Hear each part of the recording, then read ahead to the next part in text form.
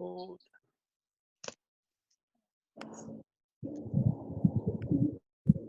Okay, so there's only you guys on at the moment, but hopefully we'll get some more. I'm going to record this anyway, and I'm just going to share my screen.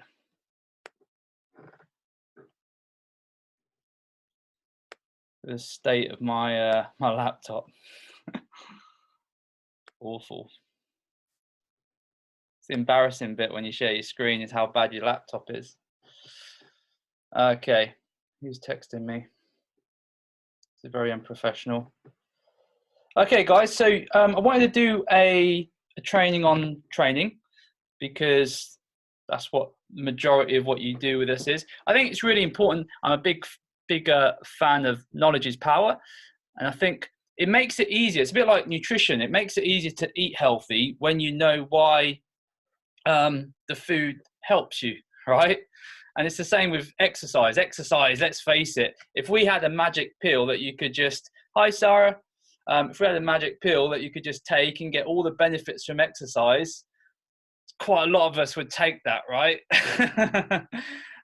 So I wanted to talk about some of the hormonal benefits, because ultimately your hormones dictate everything to some extent. They dictate your mood, they dictate your fat loss, they dictate your muscle gain, they dictate your weight gain. And training, there's such a huge emphasis on just purely calories in, calories out, that training and the benefits of it are kind of lost. So that's why I wanted to do a little bit on training, but also the optimizing training for hormonal health. So so we're going to cover quickly working out versus training. I'm going to go through 4 hormones pretty briefly. I'm only going to do sort of 30-40 minutes. So 4 key hormone players within exercise and how to optimize them. And then I will talk about sort of HIIT training and strength training and why it is so important, which is why we that's the main focus of most of LPT's training. And also, like, for anyone not currently training with us, I'm going to talk about the 5 steps to constructing an effective result-based training program. So just quickly on working out versus training. So working out, this is another big conception. Working out is different to kind of training. That's the way I see it. So, the difference, I guess, with LPT to most gyms, most people go to work out really for the calorific burn or for social reasons, which is absolutely fine. But you can get that from training as well. But training generally has more purpose behind it, and that's why it's good to have that mindset. So if you're an athlete, for instance, you don't go to just work out. That athlete is going to have a purpose behind each training session. So one day it might be power, one day it might be endurance. Most people go and work out just for the calorific burn to earn their cake at lunchtime. So it's really important to be thinking about that in terms of your own goals. If you've got a goal to build core strength, you can create a training program that is designed specifically to work towards that. I think Natalia said yesterday she's going to, was it Natalia? Yeah, you're going to do like a 30 days of plank, or was it you, Hannah? I can't remember. I know it was one of you two. So that's almost like a training program. And a good training program is progressive. It has a progression to it, and that progression is a combination of load. So the amount of weight that you lift slowly over time may increase, and volume, and repetition and intensity. Those are like the few. Whereas working out is generally just going to try and be active and just burn some calories, which is fine. If it makes you feel good, then great. I definitely work out quite a bit, but I also, like, at the moment, my training is rehab training. I've been suffering with some back issues for about sort of 4 months now, and I'm specifically working on a rehab training program so that I can get back to 100%. I'm about 50% in the last 4 weeks, lockdown happened quite a good time for me because I was really, really struggling just before lockdown to actually even demonstrate some of the exercises. But my rehab training is working, you know, and so that's just good to understand the difference, really. Now, in terms of what most people want to get out of their training, they want weight loss.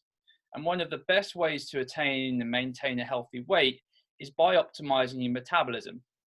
Okay, so I'm just putting that out there now. That will make more sense as we go through the slides. But one thing that's important to understand is after the age of 25, a person's metabolism generally slows down at roughly 10% per decade. Okay, now that can be stopped completely or at least slowed down through effective training. There's only really been two performance things that we can do to slow down aging or to improve our longevity. One of them is fasting, and the other one is to build muscle tissue. So mitochondria, which is built through gaining muscle, has been shown as a correlation to a longer lifespan. And I believe the reason for that is the same reason why your metabolism stays healthy when you have, well, when we know that for a fact. You burn roughly 60 to 75 calories more per day for every pound of muscle mass that you have. So if you have if you gain an extra 3 or 4 pounds of muscle mass, it makes, you know, at least keeping your weight stable or losing weight far easier. Okay, so that's really the main focus of this sort of mini workshop is to share how we can counter the natural aging process through effective exercise and also a better understanding of hormones and movement and activity in general. So if we go firstly into the 4 big hormone players. So I won't bore you with the science, but I just want to give you guys a bit of an overview of how these hormones can affect us in a good way or a bad way. So if we start with cortisol, so most of you have heard me talk about cortisol before. So it's regarded that the stress hormone, it's the sort of fight or flight hormone. It gets released when you're drinking coffee. Okay, it gets released when we're having high stress. You have more cortisol when you have a lack of sleep. Okay, so one of the things to know about cortisol, and this is where it can be useful within your training, is to know that a highly stressed body isn't one that you should be stressing more through exercise. Okay, so one of the things that I learned through one of my mentors, Phil Richards, who was the strength and conditioning coach for Wales rugby, for some of the top rugby teams, and he won loads of championships, and he owns Phil Richards Performance Supplements, which some of you guys have had. It is don't train unless you gain.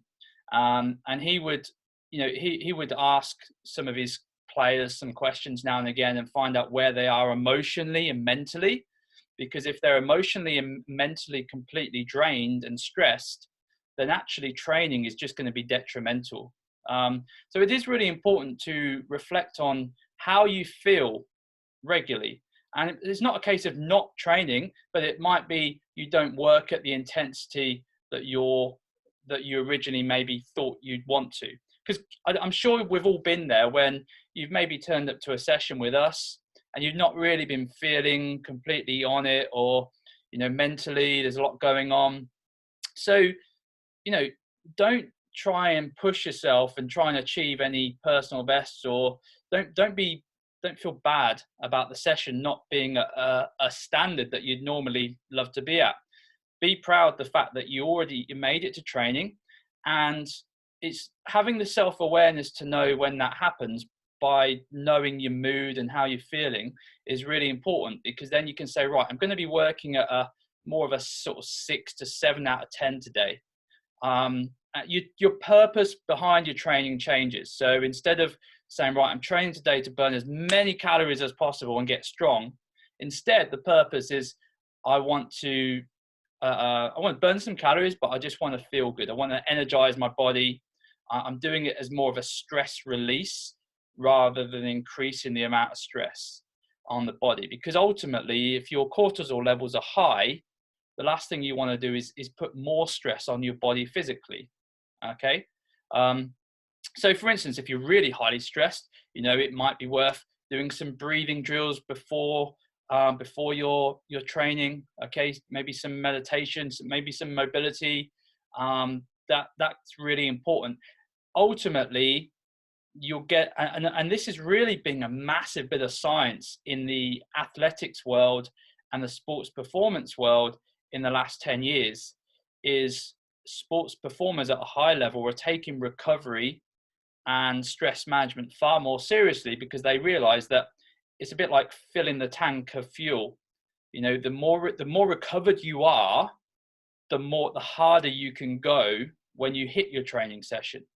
And there's also lots of science that's coming out now to even show that even doing breath work, so diaphragmatic breathing in between your working sets, can actually be really beneficial, because you're taking your nervous system from sympathetic, which is the stress, the work hard mode, to parasympathetic, which is the recovery mode, the reset mode, and you're switching between those two nervous system divisions. So that's something I've just started been looking into a little bit more myself. It's really interesting stuff. Because there is this whole philosophy in fitness, and we've been told over the year, just work harder, work harder, work harder, another rep, and that is starting to be shown that whole idea is not only wrong, but it's dangerous long term. It's not good for your health, and there's a lot of athletes from the old school, from the 80s, 70s, 80s, 90s, who are now suffering with joint problems, and all sorts of health conditions, because that was the way they trained. It may have helped them achieve certain awards, but for longevity wise, it wasn't effective. So the other thing with cortisol is, as cortisol goes up, your testosterone levels go down. Okay. Now testosterone is a key player for helping you lift heavier weights, to build muscle tissue. We've got a few slides, I think. Oh yeah, so that's obviously, you know, both genders have cortisol, but men have roughly sort of 7 to 8 times the amount of testosterone than females. Females have higher estrogen levels than men. But I think the actual amount of testosterone compared to estrogen is still actually relatively similar.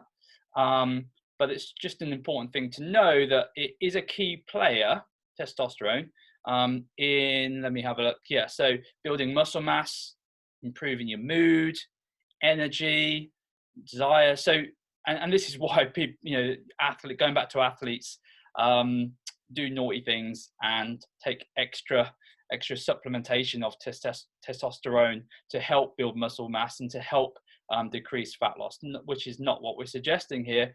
But what's important to understand is how testosterone can be increased naturally.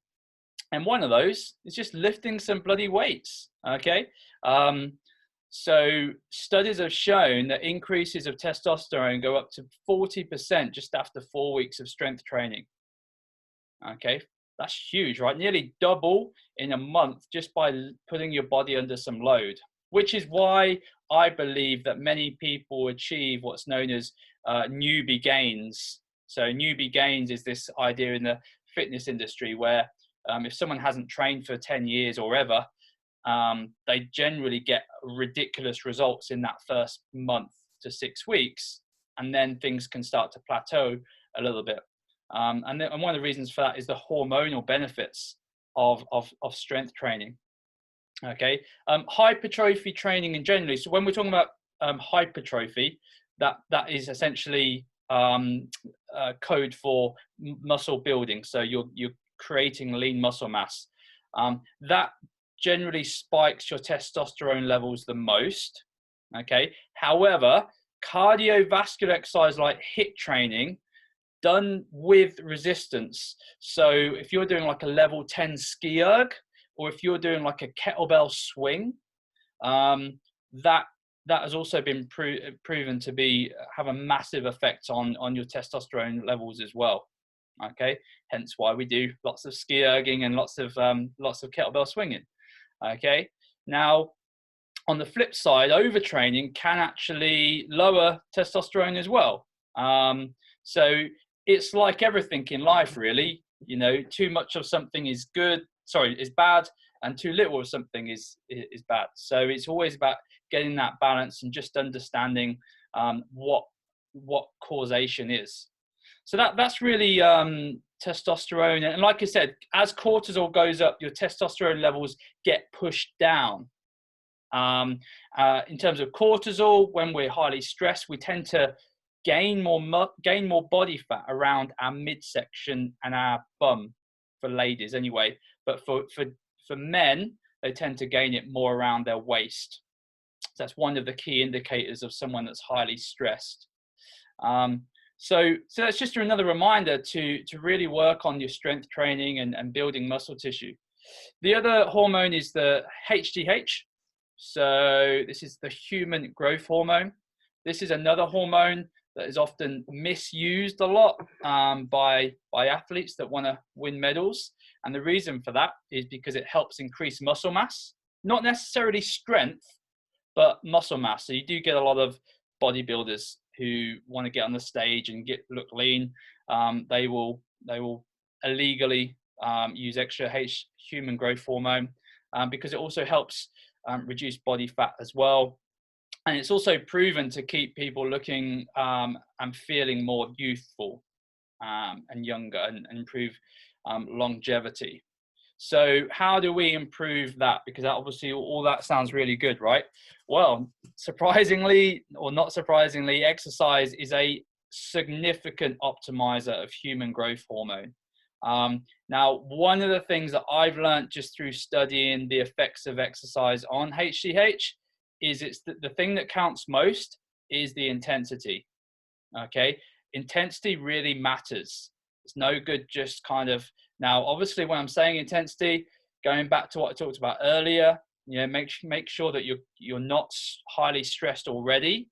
But if you're feeling good and your body's recovered, you're mentally recovered, you're emotionally in the right place, absolutely going for it. If we're doing a HIIT session or if we're doing a conditioning session, really going for it will significantly increase your human growth hormone. So you can get some from strength training, but primarily it does come from more the higher intensity lactate driven exercise. So lactate meaning the lactic acid buildup when you just keep going, whether you're on the rowing machine or the ski erg and you just got nothing left. So intensity is really key for HGH. The other thing that's really key is the variety of exercise selections. It's really important to mix things up. The body is just so good at adapting to stimulus. And I've seen this a lot over the years as a trainer, seeing people kind of do the same thing all the time. They do the same workout when they go to the gym. And it's not good because the body does adapt so quickly. Now, it's not a case of always changing the exercise itself, but it's changing the intensity or the load, or you might do some variations. So you might go from doing a bodyweight squat to a goblet squat, okay, or a squat to a squat jump. Or it might be that we're doing deadlifts, but you're just increasing the weight, or you're going for what we call a sumo deadlift with the feet wider. So it's always trying to mix things up a little bit is really important. Because otherwise, like this slide says, the body becomes acclimatized to one type of exercise. Okay. Now, another thing in terms of the growth hormone is it's affected a lot by carbohydrates. So keeping your carbs low. So if you want to increase your mood, if you want to optimize fat loss and build some muscle tissue, minimizing carbohydrates is important. So as we got here, so to get optimal growth hormone spike from exercise, you must minimize carbohydrates as glucose will block its release. Okay. So we're talking about minimizing the high sugary carbohydrates first, but carbohydrates in general, you know, so for instance, if you was to do a fasted conditioning session, right? So fasted meaning you eat your meal at 7 p.m. or 8 p.m. the night before, okay? And then you're booked in for like a 9:30 session the next day or something like that. And then you hit a really hard conditioning session, a load-based conditioning session, and your body is relatively stress-free. You know, you're really going to optimize fat burning at that point and optimizing the release of human growth hormone at that point as well. Okay, and then lastly, we've got the big one, insulin. So I'm sure you've heard me talk about insulin before. So insulin is kind of, think of insulin as the storage hormone. So essentially we put nutrients into the body, and nutrients are really they will transport those nutrients into the cells, into your body. Okay, so we need insulin. Insulin's super important. What happens is with the issue, one of the issues with insulin is the big insulin spike going back to carbohydrates that we get. Because when we overconsume something like carbohydrates, just a reminder, they get broken down into glucose, okay, which is a really important and useful fuel. Glucose gets converted into glycogen, and it gets stored in your liver and your muscles in your body. And it's, again, like I said, it's important because it allows us to perform hard in our workouts, okay. However, too much insulin, too much glucose, and your insulin levels will have to transport and find somewhere for those glucose or that glycogen, and if it can't find anywhere within the muscle or liver itself, it will convert it into a new fat cell. So that's why we have to regulate our carbohydrate consumption. But one of the benefits from exercise and intense exercise is your insulin levels can decrease by up to 50%. So just the act of training hard, getting a decent session in, you know, this is why I've said before, like if you are going to have a carbohydrate day, or at least some complex carbs, you know, try and have it on a training day, because you're going to really level out. If you've spiked your insulin levels earlier on in the day, but you've hit a big session, then you're going to do a good job in flattening that curve. Okay. Now, you know, as much as insulin can cause fat storage, it can also increase muscle mass, because it will take things like proteins and amino acids into the cells, and it will create, it'll put you in what's called an anabolic state, a growth state. So providing you are getting some good proteins into your diet alongside some good complex carbohydrates, then you're going to grow muscle tissue. Okay. Now, it's also going to help utilize glucose better when you are doing that. Okay. So how do we take advantage of all of this? So, well, for most of you, it's kind of doing what you're doing already, with a few sort of caveats, but hopefully just understanding how this all works is sort of useful. So I'm going to go into, I'll tell you what I'll do actually at that stage. Can't find my cursor. Cursor's gone. Does anyone have, if you have any questions, feel free to put them in the chat box. No, we good? So next up, I'm going to go into 5 effective, I can't, wait a minute guys, 1 second. Oh, there we go. Yeah, so I'm going to go into 5 steps to constructing an effective training program. So number 1, obviously deciding on what your personal goals are. So is it fat loss? Is it muscle? Is it performance? This is a really important point. Actually, we had Natalia on, I'm not sure if she's still in, but I was talking to Natalia about this yesterday. It's really important to understand your purpose behind a training session, okay? Because it's not as clear as many people think. So I told this story to Natalia. About 10, 12 years ago, I started studying intermittent fasting. and fasting in general. And I thought, oh, I'll try that. And I went for a run. I went for my normal route, like a 5K route where I was living at the time. And I usually like do it in about 20 odd minutes or something like that. Anyway, I got halfway round and I'd fasted. I hadn't eaten since sort of 6, 7 o'clock the night before. And I was just like stopped, just couldn't finish. I was like, couldn't even make halfway. And I wasn't going any faster than normal. And I just I couldn't understand. I thought, oh my God, my fitness has just gone overnight. And obviously that didn't happen.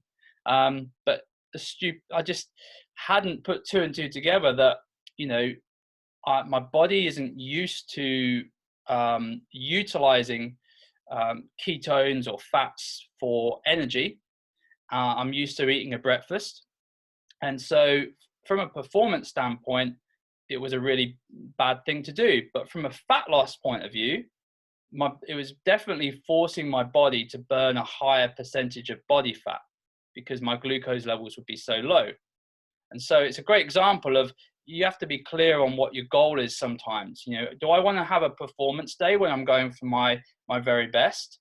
Or if I'm doing a fasted session, I'm conditioning, if I'm turning up to a conditioning session with Lewis and he's going to kick my ass, but I'm doing a fast this morning, I'm probably not going to be expecting to hit any personal bests. Okay, unless your body is very fat adapted already and is used to converting some of your body fats into ketones. Most people's aren't, you know, unless you're regularly fasting and you're eating a higher fat diet. Most people, their body is a bit more glucose dependent, right? So you need to be clear. Don't be hard on yourself sometimes if your performance isn't as high as you'd like. If it might be that you're focusing more on aesthetics. Okay, so that's just really important to know. So the first thing to do is decide on your personal goals. Okay, and then choose the appropriate training format or strategy for that goal. So, you know, it might be, if someone wants to just build muscle, okay, that's all they want to do, then they would focus more on a hypertrophy training program, which would be basically 3 to 4 days of heavy lifting weights each week. Okay, if someone just wanted to build strength, okay, they would, rather than going like 8 to 12 reps, they would focus more between sort of 3 to 5 reps. They keep the reps low, they do more sets.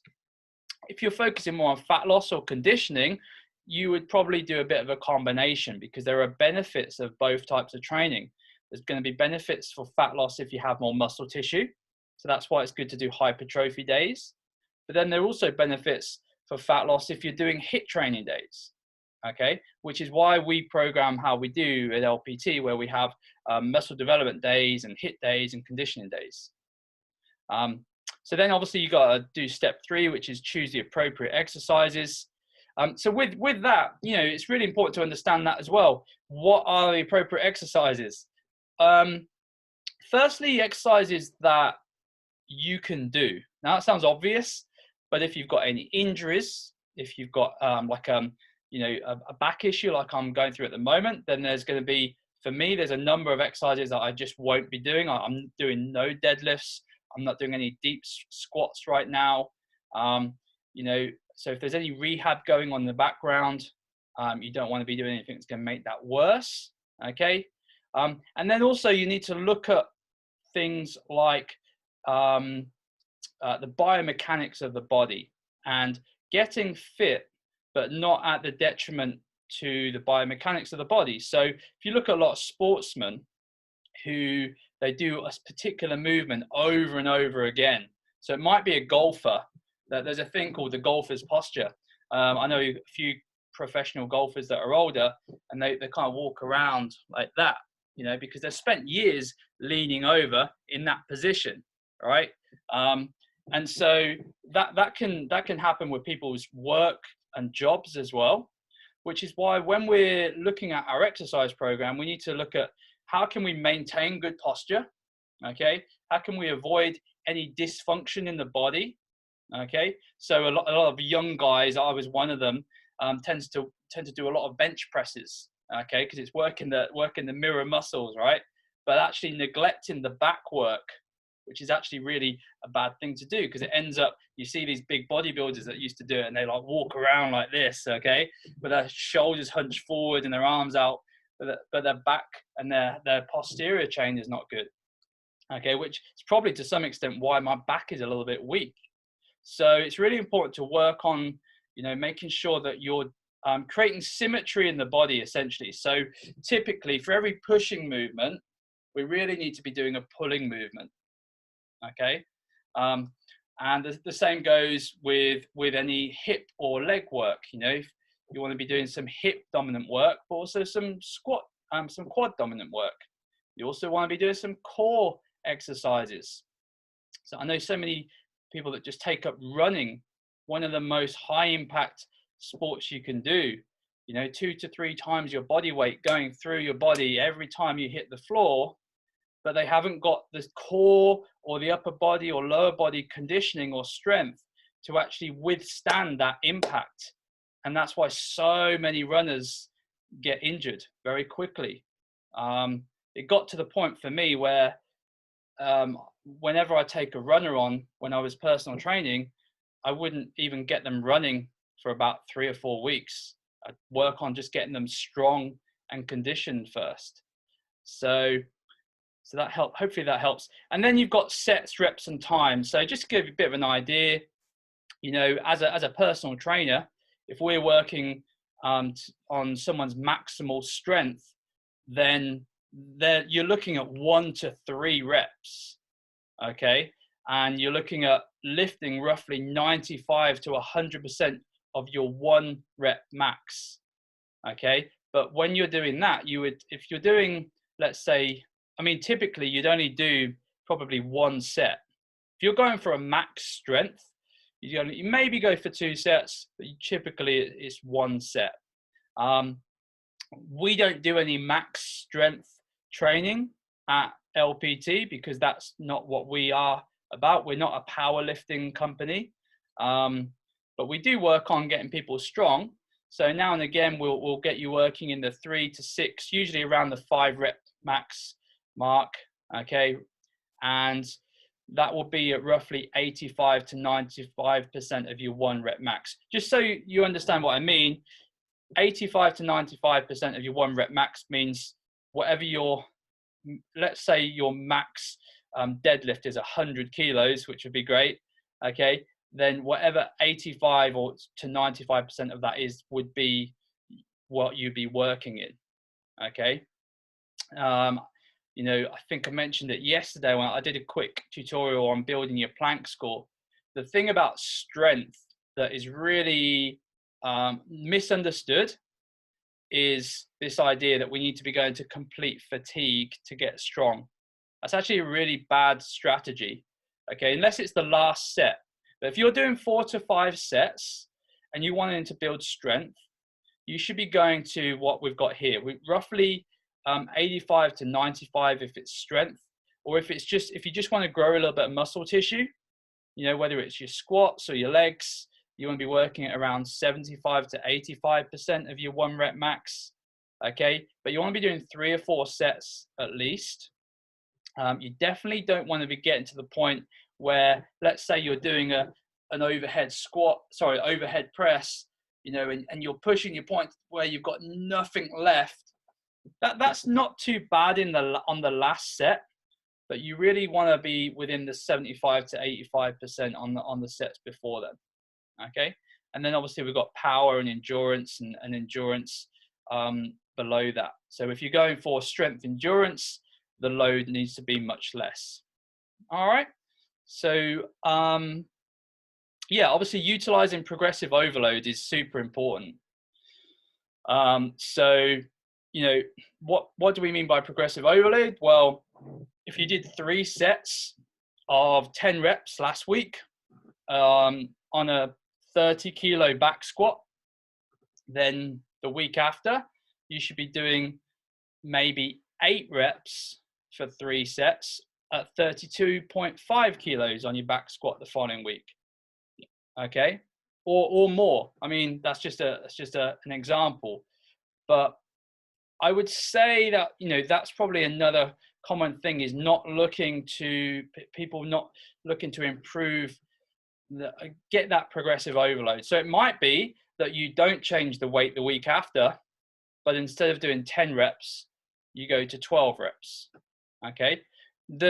For most of you watching this or watching the recording, 8 to 12 reps is a good kind of range to work within. Okay. Or even 6 to 12, because going down to the 6 mark really puts you in the strength category. Going up to 12, you're still in hypertrophy category. Okay. And the reason why that range is good is because once you can do 3 to 4 sets of, let's say, 12 reps, you better bloody be lifting your weights up next time. Okay. If you can do 3 or 4 sets at 12 reps, then it's pretty much set, and that's too light. Okay. You need to up the weight. And if upping the weight means that you can now only do maybe 8 reps for 3 sets, fine. Okay, do 8 reps for 3 sets. But then hopefully if you do that, then next week you can do 9 reps for 3 reps, and then 10, and then until you finally get to that 12 mark again, in which case once you get there, you then increase your weight again. And that's what progressive overload is. Okay. Too many people try and rush it by just trying to lift as much as they possibly can. So yeah, important thing on HIIT training is intensity is everything.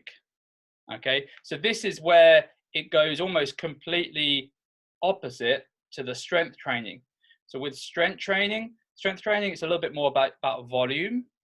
You know, when we're talking about volume, we're talking about the total amount of reps that you've done. So might be 5 sets of 5 reps and having rest in between, but not going to all out effort. Whereas with HIIT training, you know, you really need to work as hard as you can.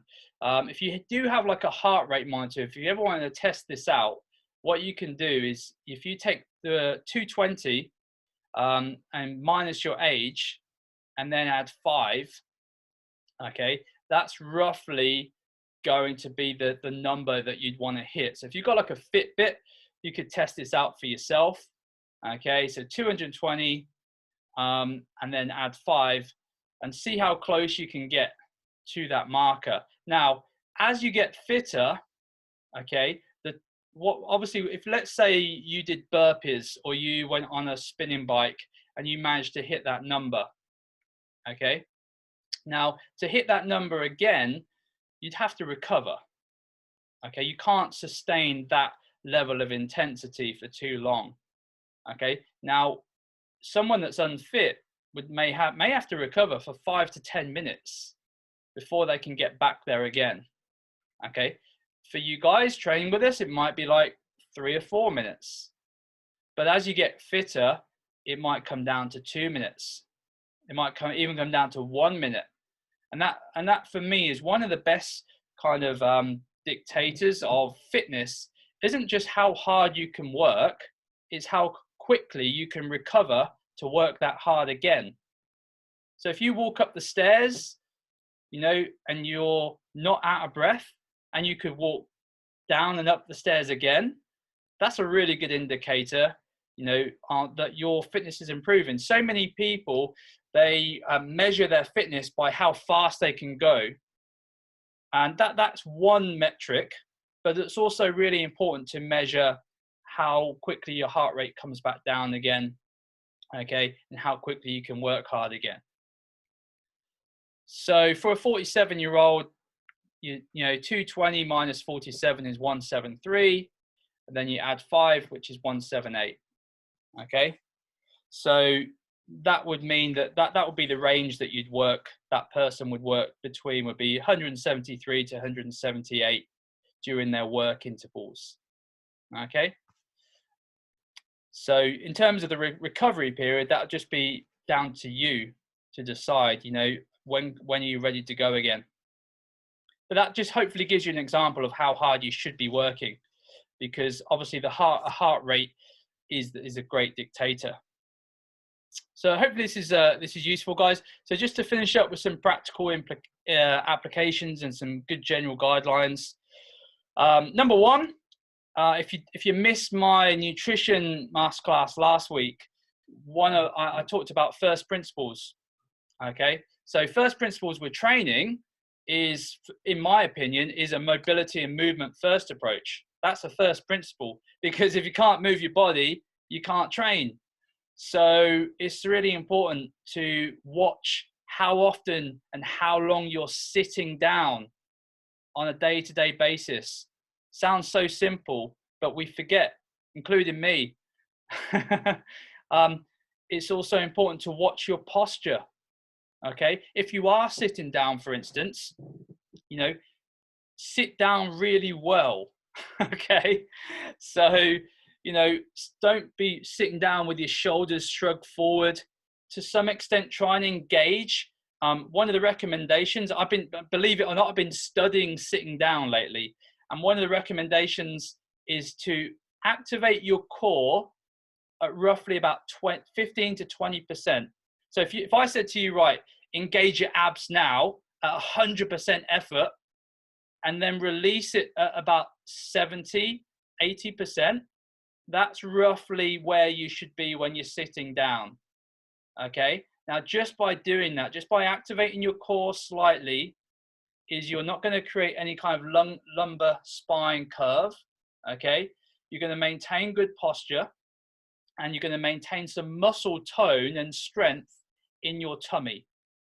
Okay, same goes with your glutes. When you're sitting down, you're basically just making your glutes and your bum softer and softer and softer.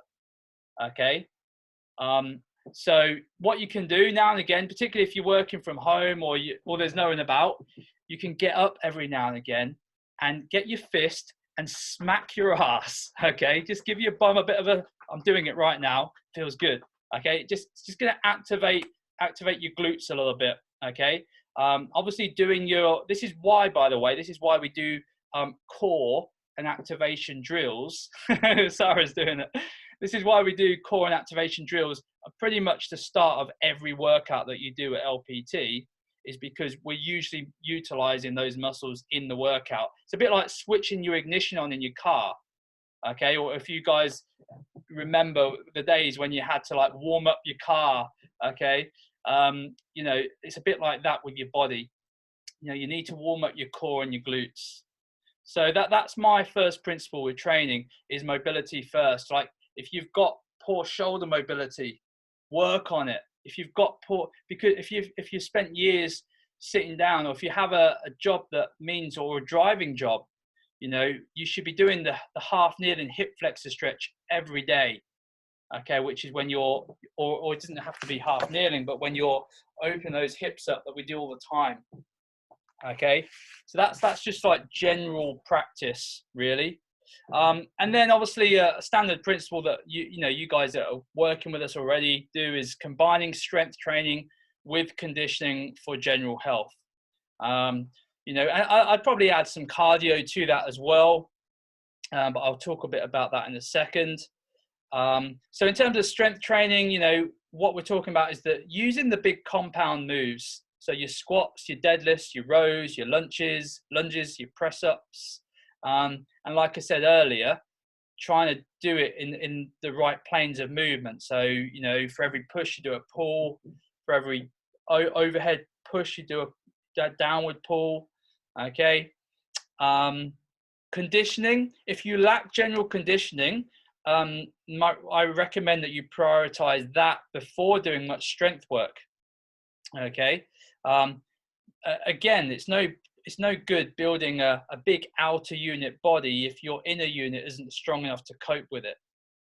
This is why a lot of strength athletes get or bodybuilders as well, they get injured, because they're not building the stability muscles that actually hold the big outer unit muscles.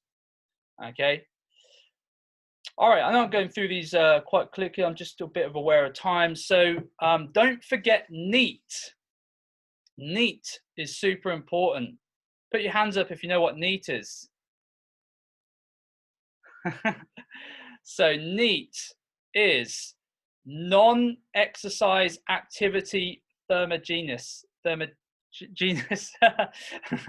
Okay, so it's basically the calories that you burn through not doing exercise.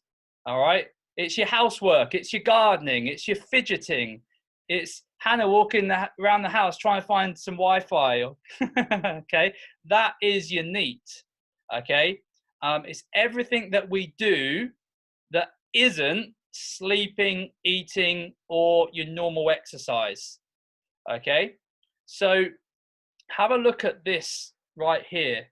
Okay, so if we look at your daily energy expenditure of a typical person, you can see that nearly 70% of your daily energy expenditure is from your basal metabolic rate. Okay, so let me just remind you what that is. That is the amount of calories that is required to sustain the body you have. So we all have all tissues and cells in our body already. We have organs that need to work. Okay, now for those to continue to survive and work, we need a set amount of calories already to sustain what you have. Muscle tissue, okay, this is why having muscle tissue helps improve your BMR.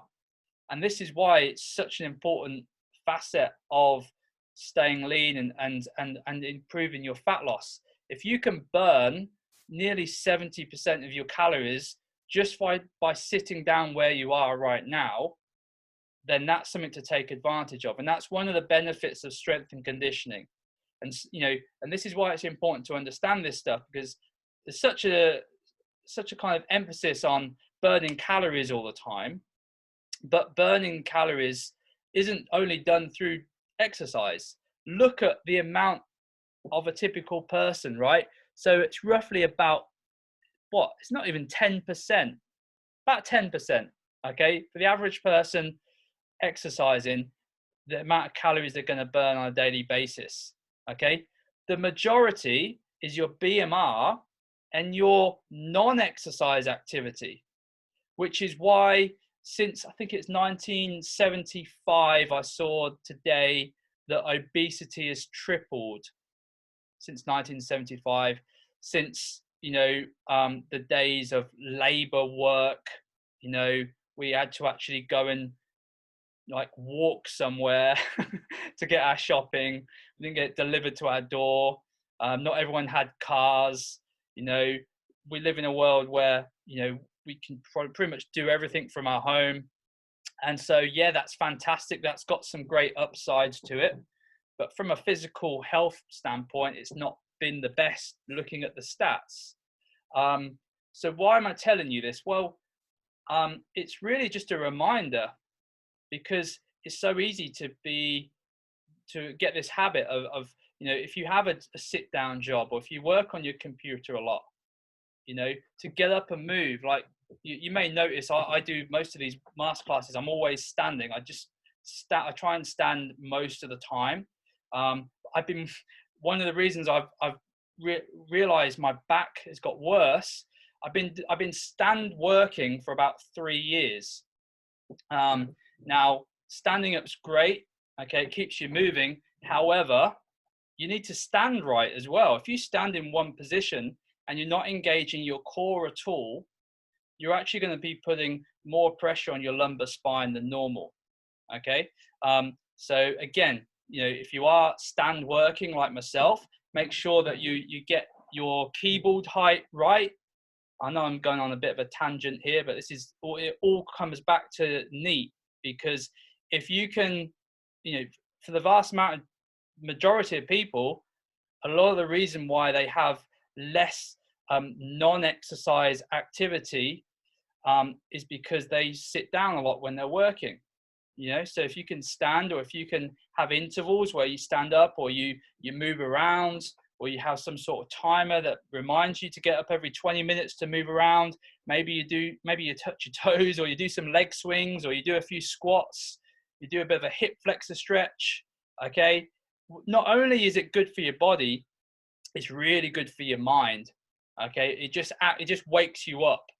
So I really, anyone watching this or watching this on the recording, think about how you can increase your NEAT, because if you can get like another extra 20% of your calories burnt just from moving about a little bit. Okay, maybe like just, I don't know, do some marching on the spot, or just do some mobility.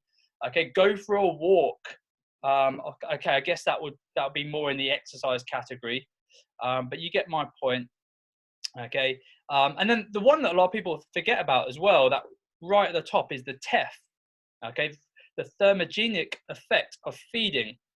So, you know, a lot of people don't realize that just by putting food into your body, you burn calories.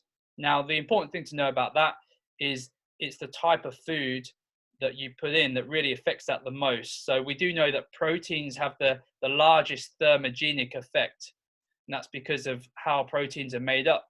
The body has to work a lot harder to break proteins down. So if you want to maximize your TEF, then getting enough protein is really important. That's pretty much it, guys. So just to summarize, well, actually, before we do that, let me see if I can open you guys up if you have any questions. So Sarah, Hannah, do you have any questions? Nope. I don't know if you can hear us, but yeah, I can. Yeah. Oh. I didn't know that. I just turned you off mute. Oh, okay. No, that was great. What specifically was useful? That's what's always useful for me to know. The kick up that I'm actually doing it. I was just in the process of replying to your email about next week's thingamajig, and then I saw this one, and I thought, oh shit, I better jump on, because I've been crap for the last fortnight and I just need a kick at the arse. And that's really helpful reminder of everything, because I know you've done these before when we've had the sessions in house, when we've come in for the things. But yeah, it's just a really nice reminder.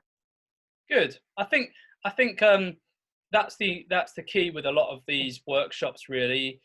I think, you know, sometimes I might maybe share something that's a little bit different, or it comes at it at a different angle, but it's always good to kind of have that. Like I said to you, like, we all know, most of us know what foods to eat, what training to do, but when you know why, when you got a bit more kind of, or reminded why, it kind of almost backs it up a little bit more and gives you that motivation to do it, doesn't it?